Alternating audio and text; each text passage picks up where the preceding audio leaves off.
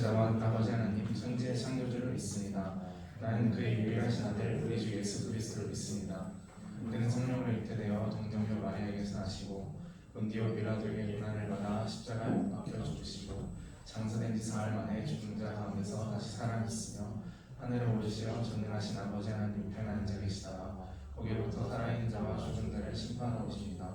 나는 성령을 믿으며 거룩한 공교회와 성도의 교제와 죄를 용서하는 것과 오늘 부활과 영생을 믿습니다. 아멘.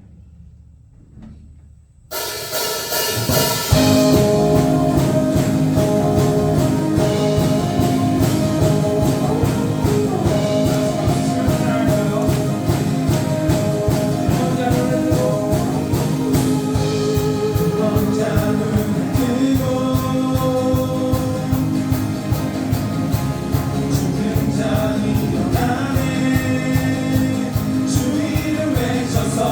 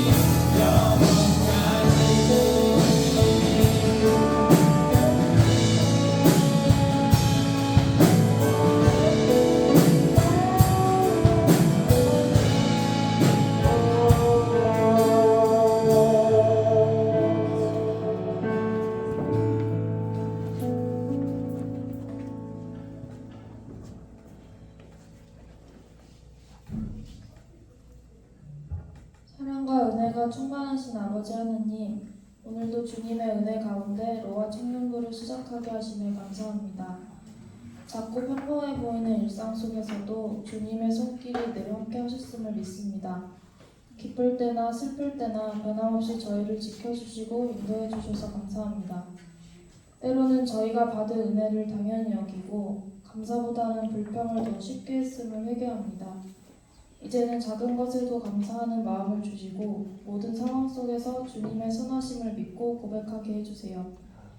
저희의 삶이 감사로 가득 차게 하시고 그 감사가 다른 이들에게도 흘러가 주님의 사랑과 은혜를 나누는 삶이 되게 해주세요. 모든 영광과 찬양을 주님께 올려드리며 우리 주 예수 그리스도의 이름으로 기도드립니다. 아멘.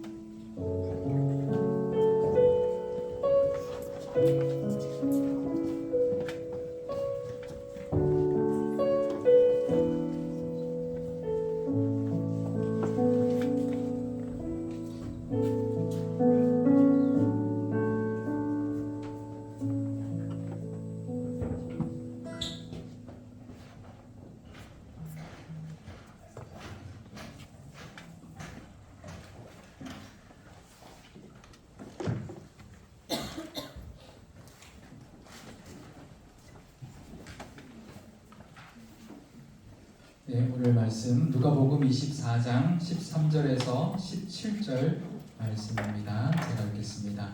그날에 그들 중 둘이 예루살렘에서 25리 되는 엠마오라 하는 마을로 가면서 이 모든 된 일을 서로 이야기하더라.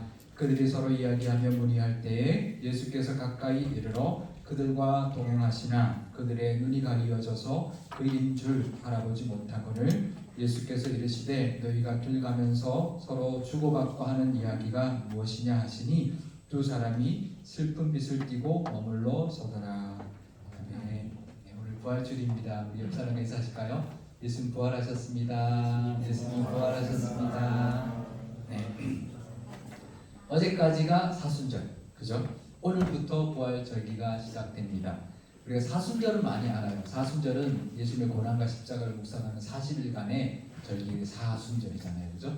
근데 부활절은 오늘부터 시작해서 오순절까지 50일 동안 하는 기쁨의 절기입니다. 그래서 우리 요즘 한국 교회나 요즘 현대 교회가 이 부활 사순절은 잘 지키는데 부활절은 딱 하루밖에 안 해요. 주일만 지나고 그 다음엔 아닌 것처럼 보는데 원래는 부활절부터 오순절까지 절기가 50일 동안, 그래서 고난을 묵상하는 것보다 기쁨을 묵상하는 것이, 또 기쁨을 누리는, 부활의 기쁨을 누리는 것이 더 길었어요. 그래서 50일간의 기쁨의 절기라고 하는데요. 이제 날씨도 좋아질 건데 우리 나들이도 많이 가시고 많이 마음껏 부활의 기쁨과 또 은혜를 누리며 살아가시는 우리 부활절기가 되시기를 바랍니다. 네, 오늘은 부활주일 당일날 있었던 한 사건을 한번 나눠보려고 합니다. 우리가 잘 아는 엠마오로 가던 두 제자에게 예수님이 찾아오신 장면인데요. 요한복음에서도 제가 묵상하면서 예수님이 늘 찾아가셨어요. 사마리아 여인을 찾아가시고 또 38년 된 병자를 찾아가시고 그런 찾아가시는 예수님의 은혜를 많이 받았는데 오늘 이 누가복음에도 엠마오로 가던 두 제자를 찾아가셨어요. 그 찾아가신 은혜가 또 있어서 너무나 감사한데요. 사실 이 두 제자는 그렇게 12제자 같은 그런 제자가 아니었어요. 이 두 제자 중에 한 사람의 이름이 이제 성경에 나오는데요. 누가복음 24장 18절 앞부분입니다. 그 한 사람인 글로바라 하는 자가 대답하여 이르되, 그러니까 글로바였다고 그 한 사람의 이름을 밝혀주고 있습니다.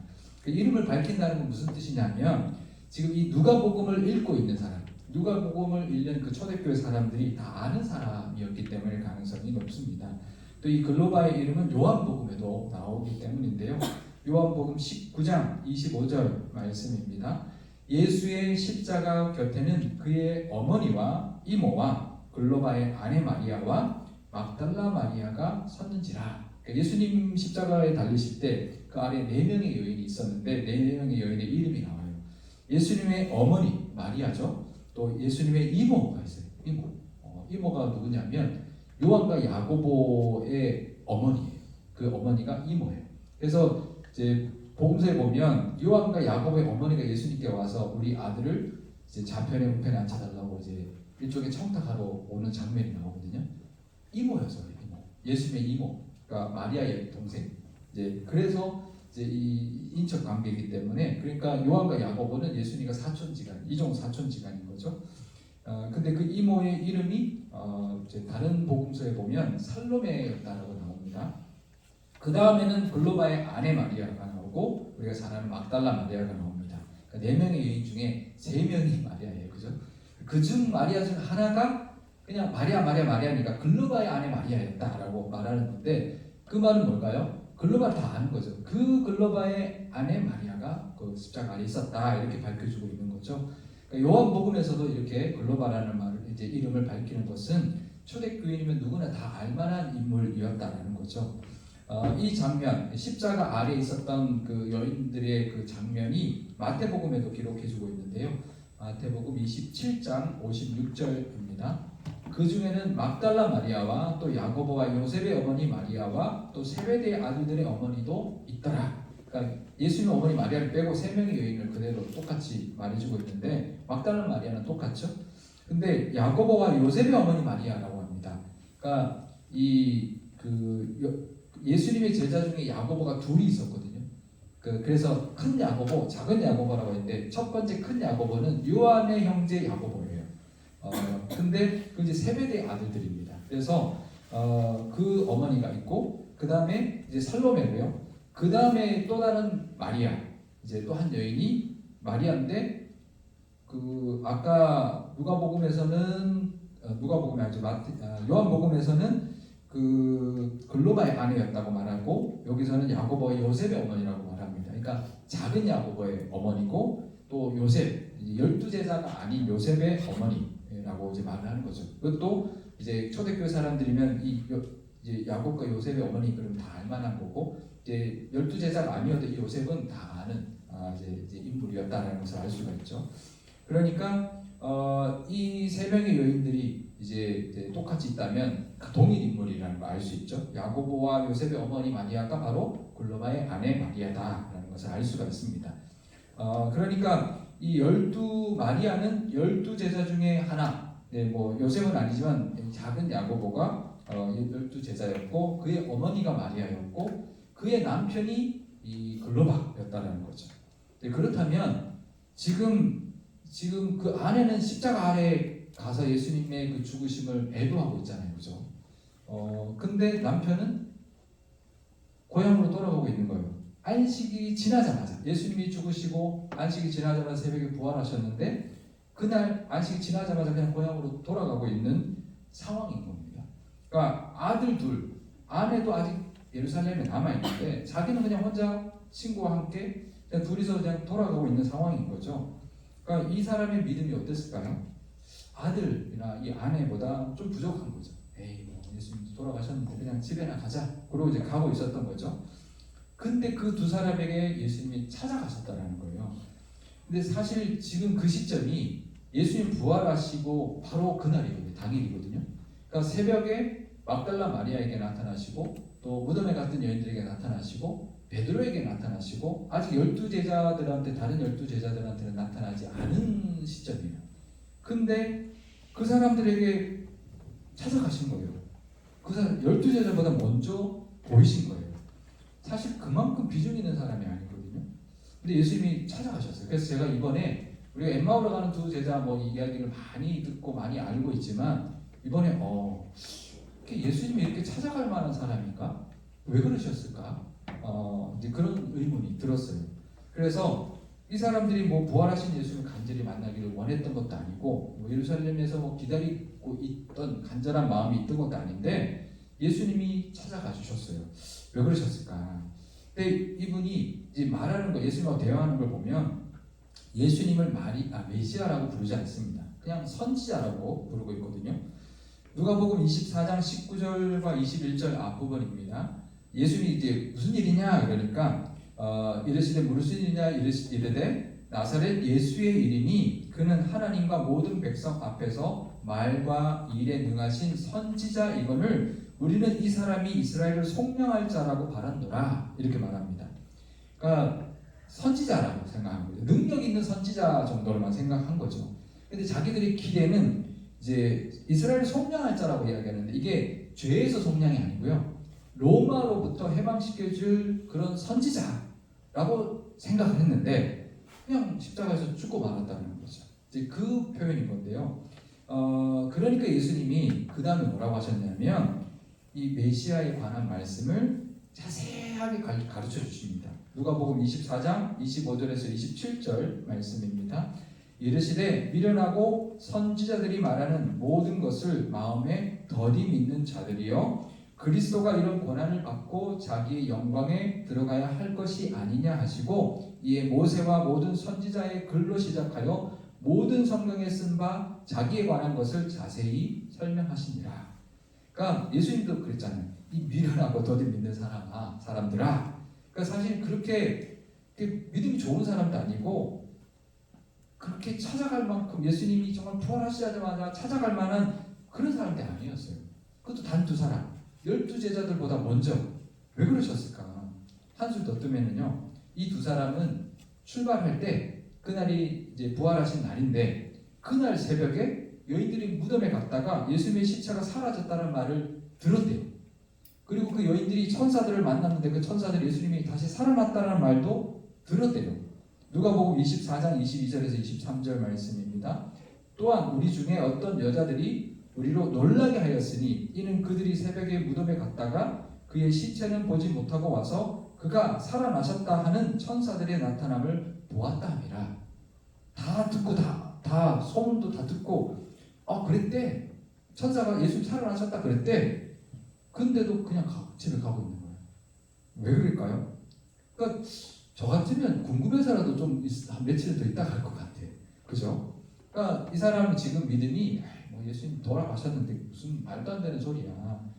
야, 십자가 죽으셨는데 다시 살면 말이 돼? 이제 그러고 이제 가고 있는 거죠. 근데 예수님이 또 제자들에게는 내가 사흘 후에 죽으며 사흘 후에 부활하실 것을 말씀하셨어요. 몇 번이나 말씀하셨어요. 그게 이제 어느 정도로 많이 알려진 이야기냐면 예수님이 죽고 난 다음에 십자가에 죽으시고 장사되고 난 다음에 유대 종교 지도자들이 빌라도에게 가서 뭐라고 했냐면 이 사람이 살아서 자기 죽으면 사흘 후에 살아난다라고 말을 했다.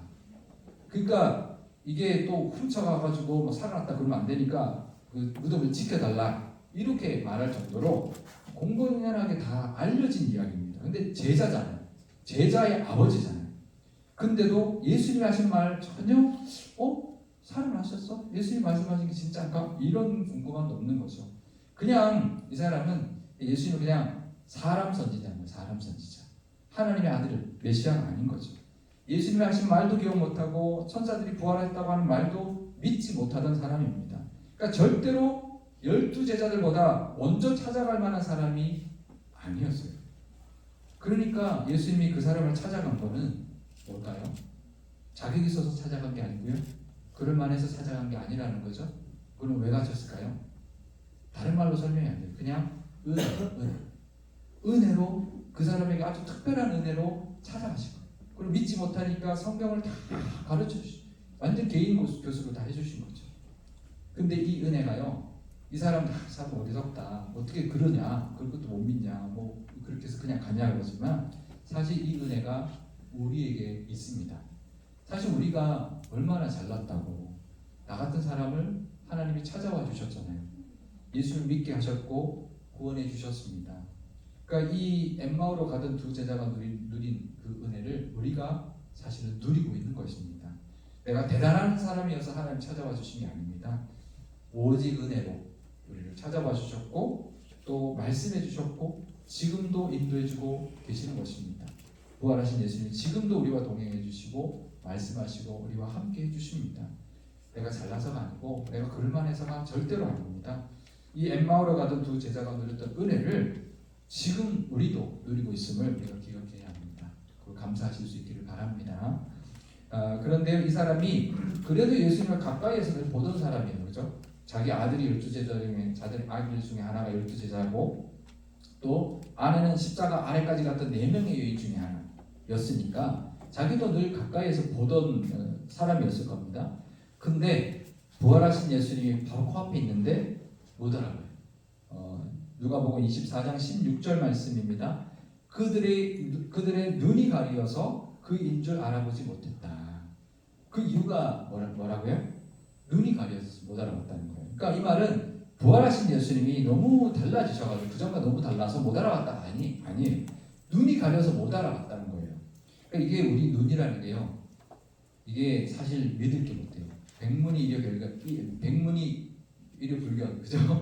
맞나? 10번 듣는 것보다 100번 듣는 것보다 한 번 보는 게 낫다고 하죠. 사실 그렇지 않아요. 우리가 보는 게 정확하지가 않아요. 우리가 이게 착시 현상도 있고요. 보는 사람마다 다 다르게 봐요. 똑같은 상황을 하나 봐도요. 사람이 다 다르게 봅니다. 그러니까 눈이라는 게 사실 믿을 수 있는 게 아니에요. 그러니까 그때 그 믿음으로 예수님이 아무리 나타나도 부활하신 예수님이 나타나도 예수님이라고는 생각도 할 수 없는 것이죠. 그러니까 눈의 문제가 아닌 거예요. 믿음의 문제인 겁니다. 우리의 눈도 마찬가지입니다. 우리의 눈도요. 영적인 눈이 떠져 있지 않으면 밝아 있지 않으면 하나님 은혜를 주고 계시거든요. 여러분들이 여러 가지 진로나 또 미래나 또 배우자나 여러 가지 고민들이 있고 하지만 그 가운데도 하나님이 주시는 은혜가 있는데 믿음의 눈이 떠 있지 않으면 은혜를 못 봐요. 하나님이 은혜 주고 계시는데 그게 은혜로 안 보여요. 믿음의 눈이 떠져야 은혜로 보입니다. 제가 신학했을 때요. 저희 아이들이 컸거든요. 근데 신학생이니까 전도사잖아요. 월급 80만 원 받았는데 4명의 식구가 먹고 살아야 돼요. 이게 쉬울까요? 나중에 쌀이 떨어지더라고요. 냉장고가 비더라고요. 계산하러 갔는데 카드가 잔액이 부족하대요. 다 내려놓고 몇 개만 사들고 오고 근데 진짜 이제 막 냉장고 텅 비었어요. 근데 저희 아내가 거기서 밥을 하는 거예요. 그죠? 밥을 하고 된장찌개 하나 끓여서 밥 먹으러 나오라고 그러는데 된장찌개 하나 딱 달라는 김치랑 근데 그 순간 우리 딸 둘이 앉았고 아내 앉고 나왔는데 너무 감사한 거예요. 우리 온 가족이 그러니까 불평할 수 있잖아요. 이게 뭡니까? 헌신했는데 밥도 하나 제대로 겨우 이게 된장찌개 하나 먹고 이러면 그럴 수 있잖아요. 근데 너무 감사한 거예요. 왜냐하면 한 끼 굶지 않고 온 가족이 이렇게 건강하게 웃으면서 밥 먹을 수 있다는 게 너무 감사한 거예요. 그 자리에 막 풍족하게 먹고 이것보다 더 큰 은혜가 있는 거예요. 그러니까 우리 눈에 이미 하나님이 주시고 있는 은혜가 있는데 못 보고 살아가요. 바닥으로 내려가면요. 그때 보여요. 건강을 잃어봐야 건강의 은혜를 아는 것처럼 지금도 여러분에게 베풀어 주고 계신 은혜가 있어요. 믿음의 눈이 떠져야 그 은혜가 보여요. 그러니까 믿음의 눈, 영적인 눈이 떠지시기를 축복합니다. 네, 이 두 사람에게 예수님이 친히 찾아와 주셨는데 못 알아봤어요. 늘 보던 사람인데 못 알아봤어요. 우리는 알아볼 수 있을까요? 예수님이 우리에게 은혜 주시고 우리에게 나타나시고 말씀하시면 우리가 잘 볼 수가 있을까요? 은혜 주셔도 잘 은혜를 못 볼 겁니다. 그러니까 우리가 눈을 떠야 되고 영적인 눈이 밝아져야 하는데요. 어떻게 하면 밝아질 수 있을까요? 이 사람들은 어떻게 해서 눈이 밝아졌을까요? 누가복음 24장 30절에서 31절 말씀입니다. 그들과 함께 음식 잡수실 때에 떡을 가지사 축사하시고 떼어 그들에게 주시니 그들의 눈이 밝아져서 그인 줄 알아봤다. 그러니까 예수님 저녁 같이 먹으면서 떡에 축사하시고 떡을 나눠줄 때 예수님이구나 라고 눈이 떠졌다는 거죠. 이제 이게 학자들에게는 두 가지 견해가 있어요. 어떤 학자들은 예수님이 늘 식사하면서 그렇게 하셨기 때문에 예수님 하던 모습을 딱 보고 예수님이구나 늘 하던 모습이어가지고 익숙하던 모습으로 예수님을 알아봤다 이렇게 보는 학자가 있고요. 어떤 학자들은 그 떡을 떼어주시는 순간에 그 성찬이 상황이 된 거잖아요. 그러니까 예수님의 영이 함께 하시면서 성령의 역사하심으로 눈이 탁 떠져가지고 예수님을 알아봤다 이렇게 보는 경향이 있는데 어느 게 맞을까요? 어느 게 맞는지는 아무도 몰라요. 네, 어느 게 맞는지 모르지만 여기서 하나 또 발견하는 은혜가 있어요. 뭐냐면 부활하신 예수님이 처음으로 성찬을 베푼 사람이 이 사람들이에요. 제자들도 아니고 나중에 그 요한복음 마지막에 갈릴리 바다에서 예수님이 떡과 생선으로 떡을 떼 주시거든요. 그것도 일종의 성찬인데 12제자들 진짜 제자들에게는 나중에 하셨는데 이 정말 그렇게 하실 필요가 있을까 싶은 그 두 제자에게 예수님이 부활하시고 처음으로 성찬을 떡을 떼고 나눠주시는 성찬을 베풀어 주신 거예요. 정말 특별한 은혜를 그 사람들에게 베풀어 준 거죠. 그런데 그것만으로 자, 우리가 오늘도 성찬하는데 그럼 성찬만 하면 눈이 떠질까요?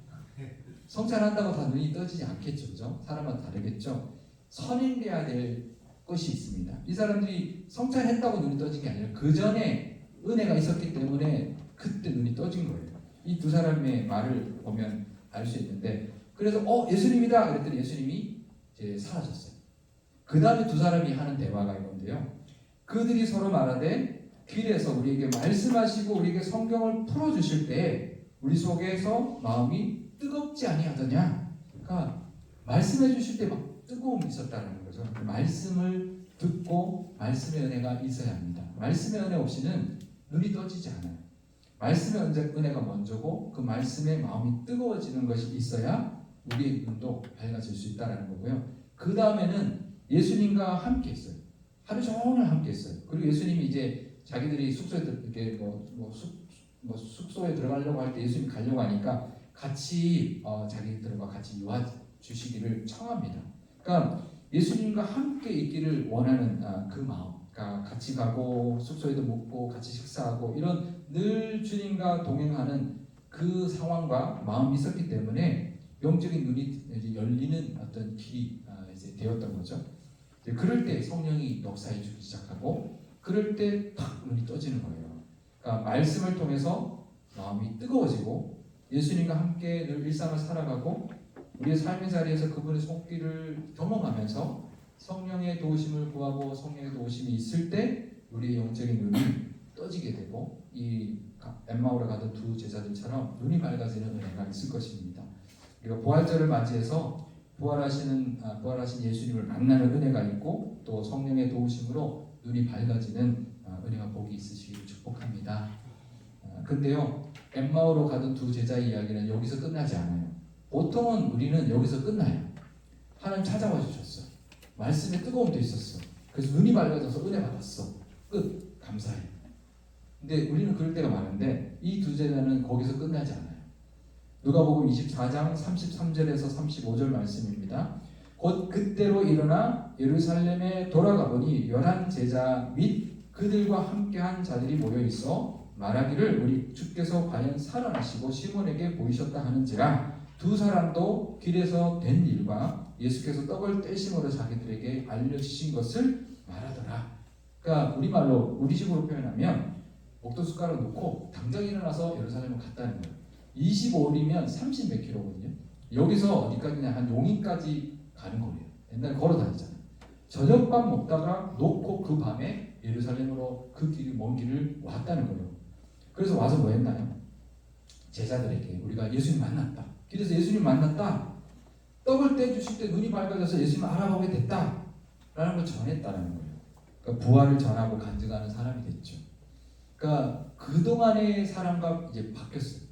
자기 생각과 자기 삶의 방향을 이제는 접고 다시 예루살렘으로 돌아와서 부활의 증인으로 살아가기 시작했던 거죠. 그러니까 그전에는 12제자 반열에 들어가지 못했던 사람인데 12제자의 그냥 아버지로서 그냥 멀찍이 예수님만 따랐다면 이제는 달라졌어요. 부활의 증인으로 부활을 증거하는 사람으로 변했던 거죠. 그래서 이 사람의 이름 글로바가 성경에 기록되었을 겁니다. 그러니까 누가복음을 읽는 사람이나 요한복음을 읽는 사람이 다 아는 그 글로바의 아내 뭐 이렇게 이제 말할 정도의 사람이 됐다라는 거예요. 성경에는 안 나와요. 이 글로바 그 이후에 어떻게 된지 안 나오는데요. 뭐 서신서에도 안 나오는데 그 2세기 기독교 저술가 헤게시푸스라는 사람의 그 전설이 있어요. 기록이 있는데요. 거기에 보면 이 글로바의 아들 중에 시므온이라는 사람이 있는데 그러니까 예수님의 제자도 아니었죠. 요셉과 그 아까 야고보도 아니죠. 시므온이라는 아들이 하나 있었는데 이 사람이 예루살렘 그 초대 그 감독이 누구냐면 예수님의 동생 야고보거든요. 그 예루살렘 회의할 때 보면 야고보가 하죠. 베드로가 이렇게 다 있어도. 근데 그 야고보가 순교하고 난 다음에 2대 감독이 된 사람이 바로 이 글로바의 아들 시므온이 나타난 거죠. 그러니까 다 아는 거죠. 사람들이, 초대교회 사람들은 글로바가 누군 다 아는 거예요. 그 아들이 초대 감독이니까, 2대 감독이니까. 그러니까 그 은혜를 이제 누렸던 거예요, 이 사람이. 그러니까 이 엠마오로 가던 두 제자가 이제 특히 이 글로바가 누렸던 은혜는 미련하고 더디 믿는 자격 없는 사람이었지만 찾아가 주신 은혜, 또 마음을 뜨겁게 말씀을 주신 은혜, 눈이 밝아지는 은혜였습니다. 자격 없지만 그 은혜를 베풀어 주셨는데요. 근데 이 사람이 또 믿음의 모습이 있죠. 부활하신 날 예수님을 만난 그 즉시 달려가서 부활을 증거하는 사람으로 변화가 되었습니다.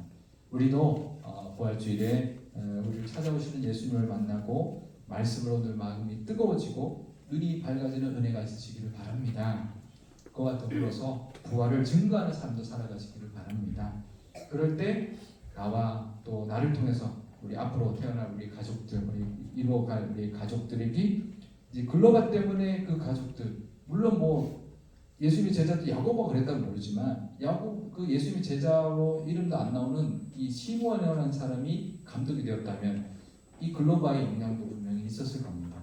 왜냐하면 글로바의 이제 아들 이렇게 나오니까. 그러니까 여러분의 믿음으로 여러분들이 만들어갈 그 가정이 좀 하나님 앞에 크게 쓰임 받고 많은 특별한 은혜를 누리는 그런 복을 누리시기를 축복합니다. 이 부활절에 글로바가 누렸던 복을 사모하고 또 다 받아 누리는 우리 모든 우리 로아 청년부 우리 모든 우리 청년들 다 되시기를 주님의 이름으로 축원드립니다. 네, 잠깐 기도하겠습니다. 아버지 하나님, 오늘 부활 주일입니다. 죽음의 권세를 이기시고 부활하신 예수님을 찬양합니다.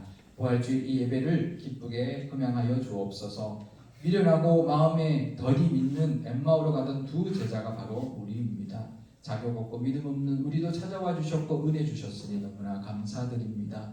우리에게도 말씀 은혜 주셔서 늘 마음이 뜨거워지게 하시고 우리와 늘 동행하심으로 주님의 손길도 경험하게 하시며 길을 갈 때나 먹고 마실 때나 무엇을 하든지 영의 눈이 밝아지는 은혜도 더하여 주옵소서. 그래서 하나님 주시고 있는 은혜를 은혜로 볼 수 있게 하시고 그 은혜로 더욱더 뜨거워지게 하여 주옵소서. 이제 우리의 믿음도 엠마오로 가던 두 제자들처럼 달려가서 부활을 증거하는 부활의 증인들이 다 되게 하옵소서. 부활의 계절에 만물이 소생하는 기쁨도 누리게 하실 뿐만 아니라 어떤 상황에서도 부활의 소망 가지고 살아가는 우리 모든 청년부, 우리 청년들이 다 되게 하옵소서. 우리 주 예수님의 이름으로 기도드리옵나이다. 아멘. 네, 우리 성찬을 할 텐데요. 우리 찬송가 228장 1절과 2절 부르신 후에 성찬하도록 하겠습니다.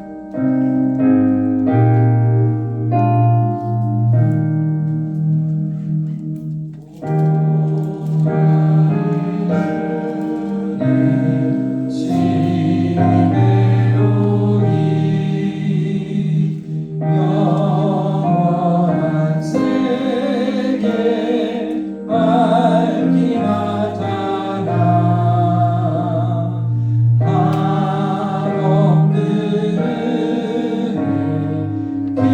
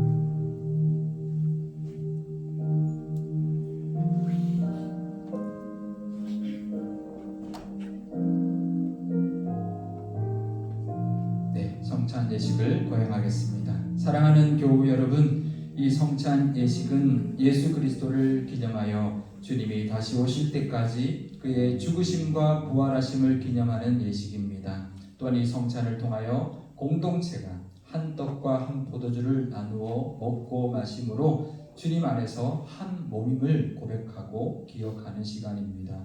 이제 예수님께서 당부하신 그 말씀을 따라 성찬 예식을 거행하겠습니다. 기도하겠습니다. 자비로우신 하나님 아버지, 성령님으로 이 떡과 잔에 은혜를 베풀어 주사 거룩하게 하시고 이곳에 임재하여 주옵소서.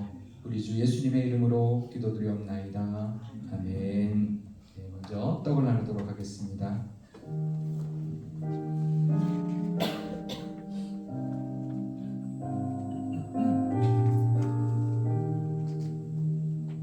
네, 분배하겠습니다. 네, 세례와 입교를 받으신 분만 참여해 주시기를 부탁드립니다. 예수께서 떡을 가지사 축복하시고 떼어 제자들에게 주며 말씀하셨습니다. 이것은 너희를 위하여 상하고 찢긴 내 몸이라. 받으라, 먹으라 말씀하셨습니다. 이 떡을 받으려 하오니 예수님의 찢기신 살을 기억하며 감사하게 하옵소서.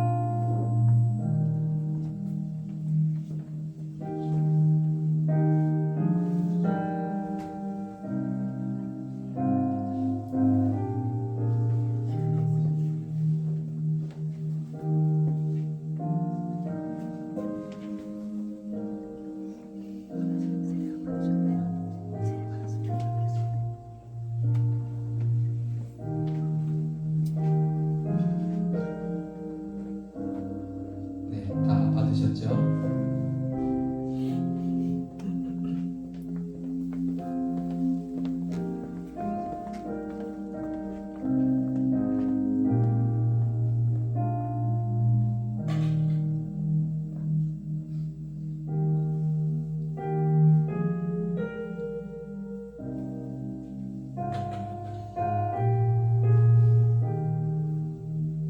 네, 이제 잔을 나누도록 하겠습니다.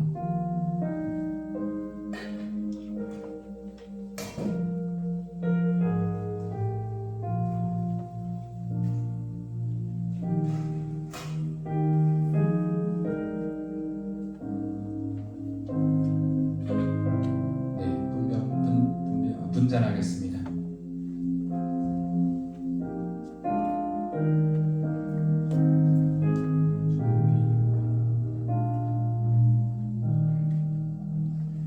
또 잔을 가지사 감사기도 하시고 제자들에게 주시며 말씀하셨습니다. 이것은 많은 사람을 위하여 흘리는 나의 피, 곧 언약의 피라. 받으라 마시라 말씀하셨습니다. 이제 이 잔을 받으려 합니다. 예수님이 흘리신 보혈을 기억하게 하시고 감사하게 하옵소서.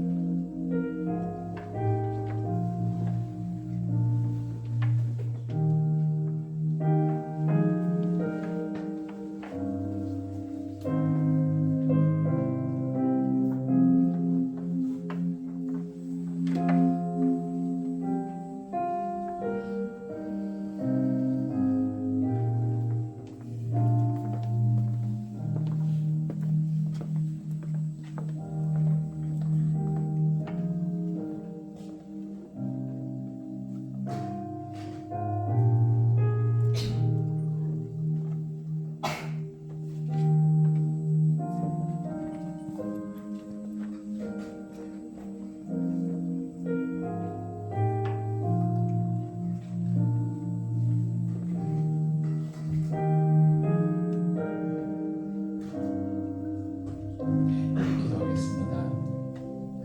주님, 우리가 주님께서 기념하라 하신 이 떡과 잔에 우리 함께 참여하였습니다.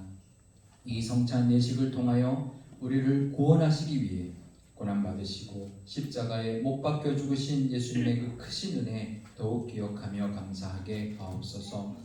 이제는 주님의 몸과 피를 나눈 자로서 늘 주님 안에 거하게 하시고 서로 하나 되게 하시며 주님께서 베풀어 주셨던 십자가의 그 은혜에 합당한 모습으로 살아가게 하옵소서.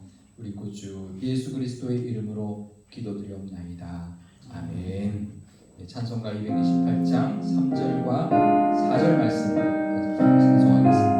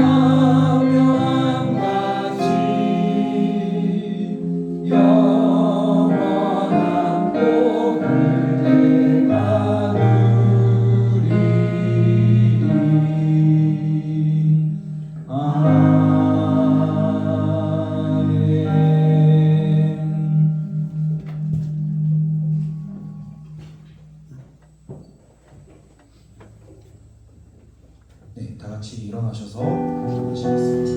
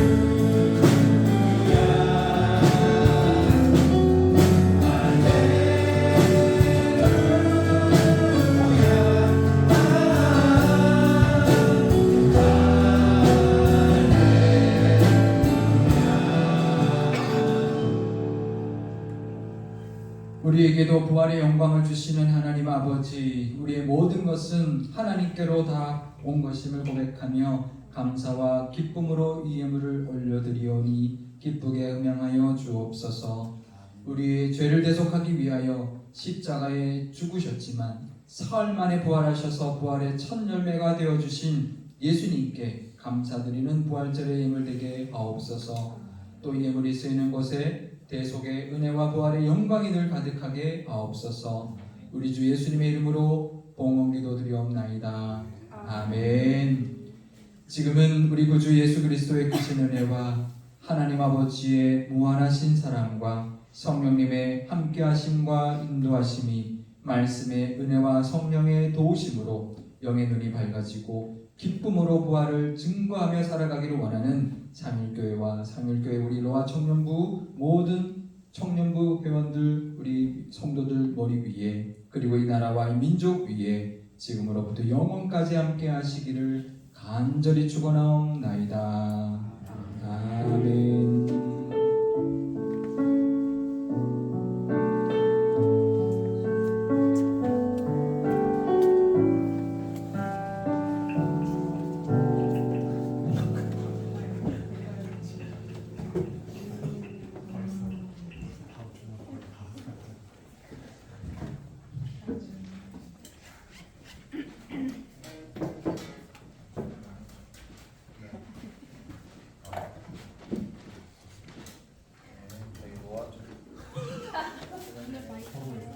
로아 청년부에 오신 여러분 모두 찬양하고 축복합니다. 네, 저희 오늘 그 부활절 예배 잘 드렸고요. 예배 직후 부활절 파리티가 진행됐는데 다 3층으로 와주시고요. 4주째 기간 동안 진행됐던 성경 읽기 모임이 마무리되었어요. 참석하신 모든 청년들 유익한 시간 되시길 바라며 다양한 피드백과 의견을 주셔서 감사합니다. 오는 이번 주 토요일 4월 26일 호진 형제 문지체 연회가 있을 예정인데 봄늘이 나들이로 같이 지내는 예정이니 많은 청년들 관심 부탁드립니다. 그리고 저희 이거 부활절 파티 끝나고 확대 임원회의가 있으니 모여주세요. 그리고 저희 계란 이렇게 나눠준다고 하니까 다 챙겨가세요. 네, 그리고 저희 청년부 계란은 저희 진호 원사님, 조상kim 원사님께서 챙겨주셨습니다. 저희 계란과 함께 위에 3층에서 부활절을 기념하는 기쁨의 파티와 레크레이션도 준비되어 있어서 저희 상품도 나눠드리도록 하겠습니다. 네, 3층으로 그대로 이동해 주시면 감사하겠습니다. 대답 부분 같은데? 사와야 돼. 사와야 대답 부분 같은데? 제일 좋은 걸. 생일 단어인데 생일 잘